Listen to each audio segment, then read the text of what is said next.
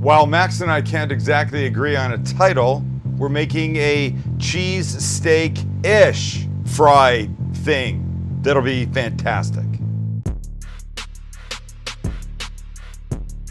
And we're back at the house, in the backyard, where we are most comfortable. We're maintaining our 6-foot separation, here to here, here to here. We're actually not going in the house.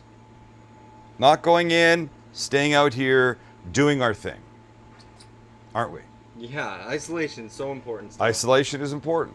I don't know when you're watching this, but if it's, say, 2038, 18 years ago, there was a time when we had a pandemic. You couldn't stand within 6 feet of each other. And so that's what we're maintaining that 6-foot distance now to be safe. Even though they're family, and we think they're safe, and they think I'm safe, nobody knew back in 2020 who was safe. So this is what we do. We separate. Let's talk about what we're making. We've got a steak here. We're going to cook. We've got some peppers. We've got fries that are in the oven. Everything will go together with a cheese sauce to make one hell of a delicious thing to eat in isolation, which, by the way, again, if you're in 2038, you know what that means. We couldn't really leave our homes for much more than groceries or doctor's appointments. And even then, you didn't want to go to the doctor because you could get even sicker. Let's get our steak happening, shall we? And here is what we're using. A nice, big ribeye. Overkill for what we're making? Oh, perhaps a little bit. But you know what? I'd like you to know how to cook a big steak.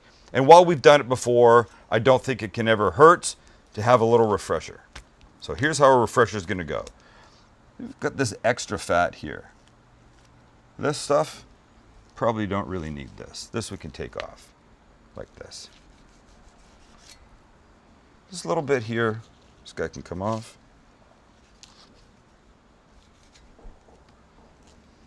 A little bit here. Mostly fat. Don't need that. And this guy is actually looking okay. I'm okay with the rest of the stuff that's on there. So we give it just a couple things. One is a little neutral oil. You know I'm a fan of avocado oil. Both sides. And then kosher salt and pepper. And it's a thick piece. We can season aggressively. And we're going to go with a little garlic powder. Get the sides, same thing on the back.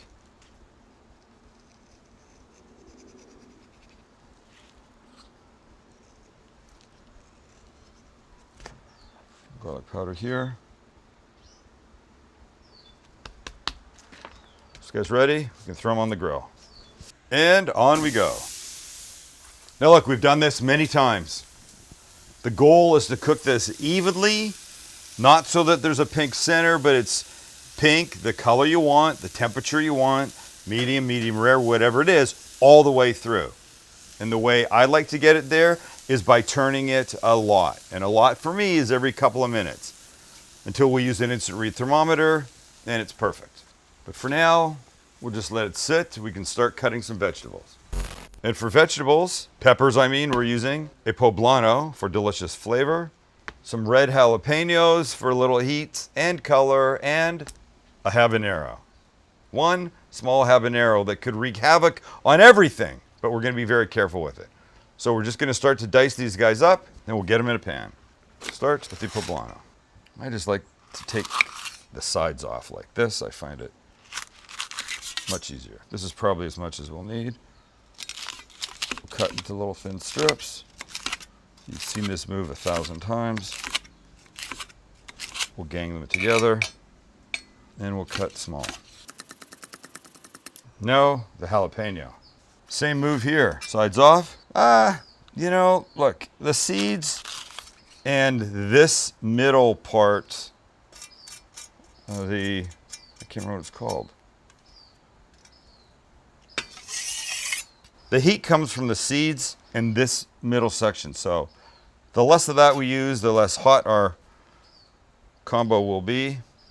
And don't forget, we've got this kid. This guy's gonna bring all the heat we need. So same drill here. You cut.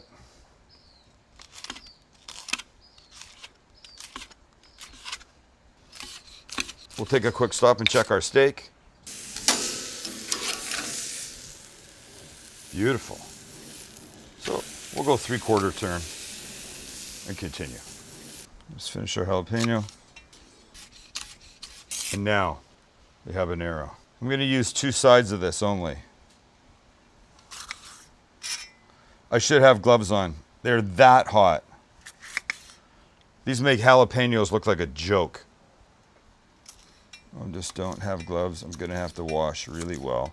I'll try and make them tiny little pieces so nobody gets it like a giant bite, because that would be too hot.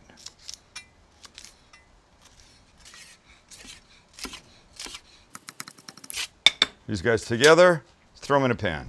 And in we go.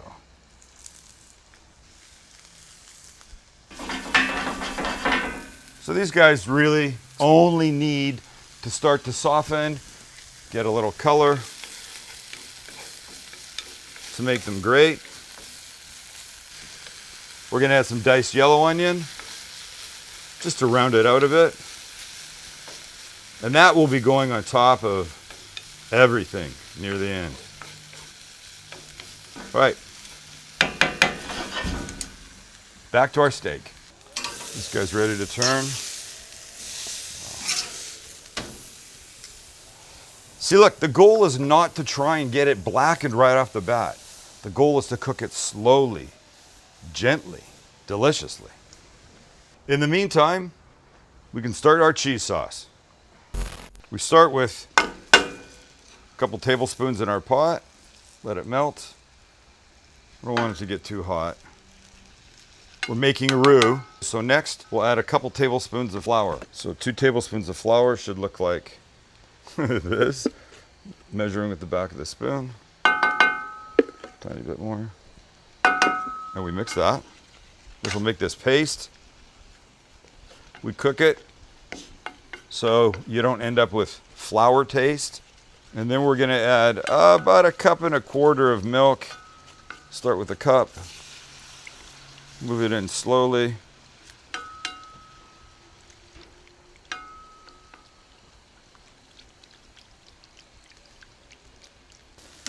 Quick turn of the steak again. And back to our sauce. Must whisk, must whisk, must. There we go.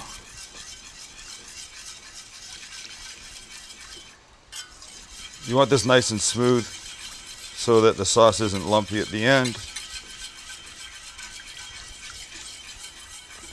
Now's a great time to add a little garlic powder, about 1/2 teaspoon. And as it starts to warm, we can add a couple cheeses. Start with about 1/2 cup of shredded cheddar. And then my favorite, about 1/2 cup of Monterey Jack. Now back to the spoon and let this start to do its thing gorgeously. And as more melts, it will start to get thicker. Keep your eye on it, you can add more. So we're gonna add a little bit more of the cheddar. Max wants it orange in color. I'm not a fan of orange cheese because there is no such thing as orange cheese. Because the last time I checked, cows did not give orange milk. They have to add to it. That's fine.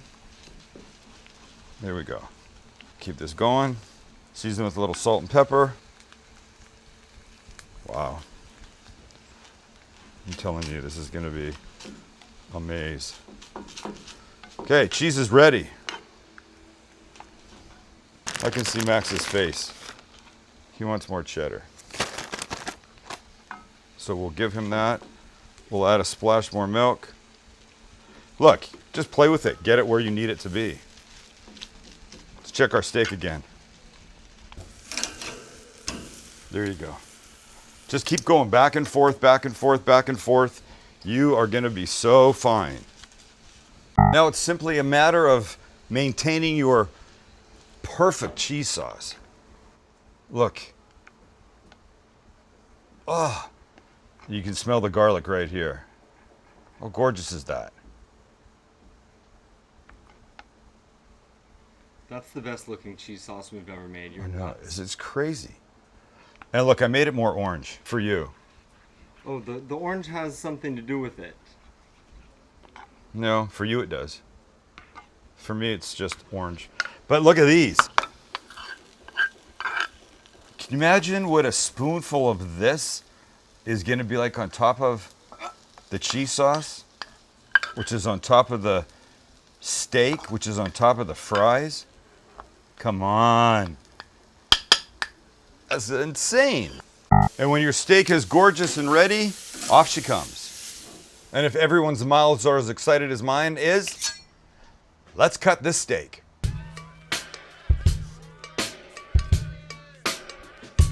So here's what we're gonna do.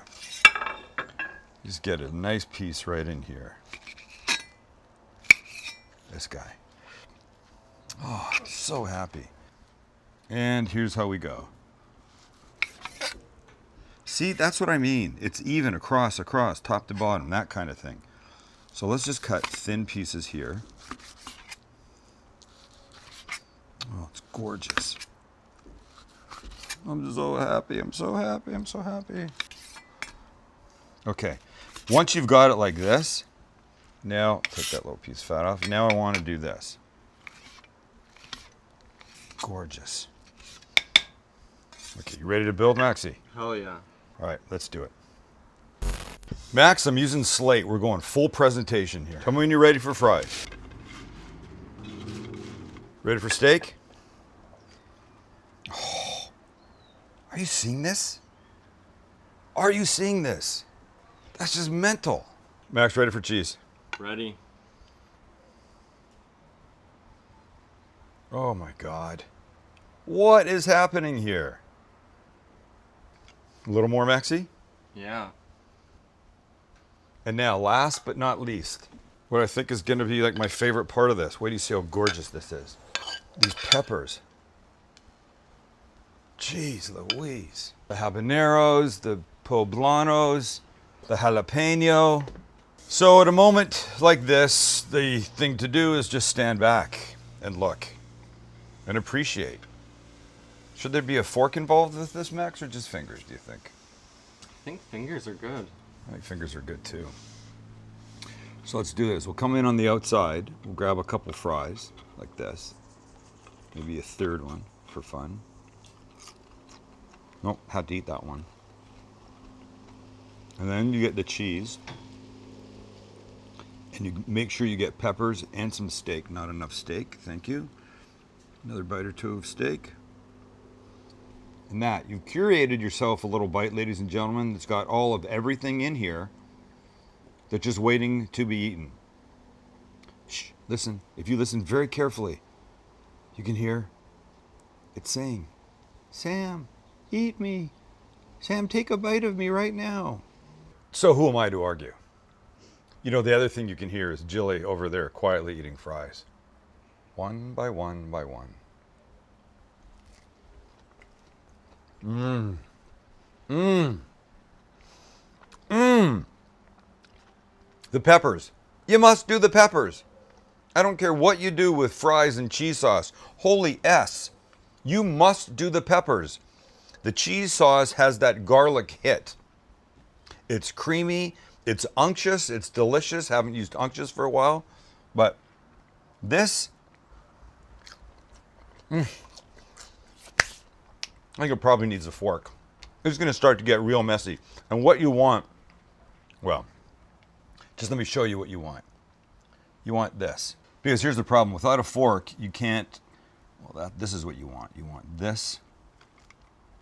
Now look, this is like just a monstrous way to eat. Oh, God.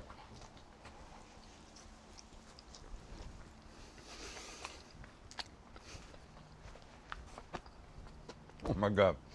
Mm-mm. Who's got a shovel? New stainless shovel, small one, like you're digging little holes. Let's bring it over right now. Almost had a religious experience right here. Do the peppers. It's got a little bit of that habanero. And cook them so they've got good color on them too, because that's when the flavors really come out. And by flavors, I don't mean the heat. I mean the flavors. They taste like what they are. Well, that's kind of it for me. I'm going to stand here. I'm going to eat more with my fingers. Enjoy myself. And thank you for hanging out with us. Make them.